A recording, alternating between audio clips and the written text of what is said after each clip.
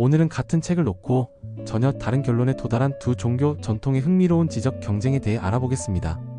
마크 허시만의 천재들의 경쟁 고대 후기 유대교와 기독교의 성경 해석을 바탕으로 2세기부터 5세기 사이 로마 제국 시대에 벌어진 성경 해석의 치열한 경쟁을 살펴보겠습니다. 1. 역사적 배경. 기원 후 2세기 로마 제국의 통치 아래 유대교와 기독교는 중요한 갈림길에 서 있었습니다.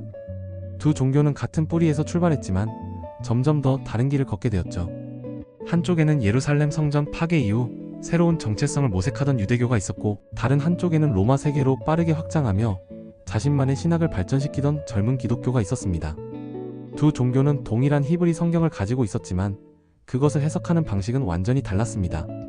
이 해석의 차이가 그들의 정체성을 형성했고 서로를 향한 논쟁의 무기가 되었죠. 2. 진정한 이스라엘을 둘러싼 경쟁. 가장 큰 논쟁은 누가 진정한 이스라엘인가?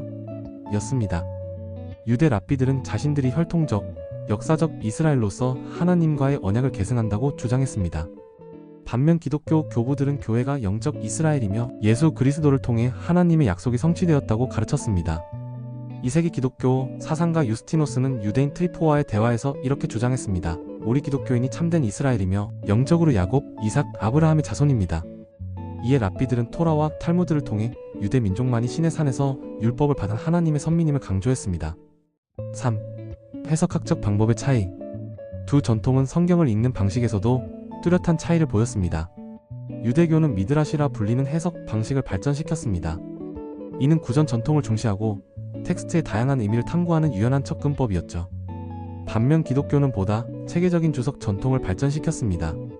특히 오리게네스와 같은 학자들은 알레고리적 해석을 통해 구약 전체를 그리스도를 예언한 책으로 재해석했습니다. 유대교는 구전 중심, 공동체 내부 집중, 율법의 실천적 적용. 기독교는 문서 중심, 이방인 선교 지향, 예수 그리스도 중심의 해석. 4. 주요 논쟁 사례. 이제 두 전통이 어떻게 같은 성경 본문을 완전히 다르게 해석했는지 구체적인 사례를 살펴보겠습니다. 사례 1. 출애굽 이야기. 유대 랍비들에게 출애굽은 유대 민족의 정체성을 형성한 역사적 사건이었고 매년 6월절을 통해 기념되었습니다. 그러나 오리게네스와 같은 기독교 교부들은 홍해 건너기를 세례의 예표로 광야 여정을 영적 순례의 상징으로 재해석했습니다. 사례 2. 아가서. 아가서는 특히 흥미로운 사례입니다. 유대 해석인 아간 라바에서는 아가서를 하나님과 이스라엘 민족 사이의 사랑의 비유로 해석했습니다.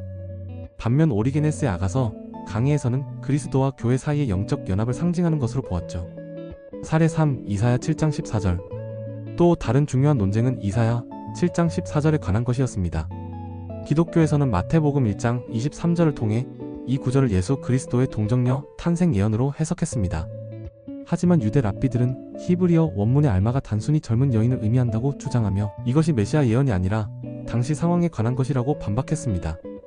5. 서로에 대한 영향과 유산. 흥미롭게도 이러한 경쟁에도 불구하고 두 전통은 서로에게 영향을 미쳤습니다.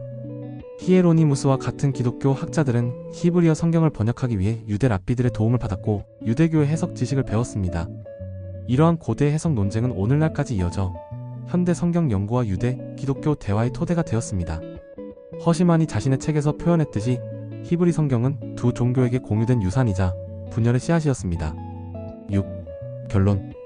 고대 후기의 이지적 경쟁은 단순한 신학적 논쟁이 아니었습니다. 이는 정체성을 형성하고 공동체를 결속시키며 세계관을 형성하는 과정이었습니다.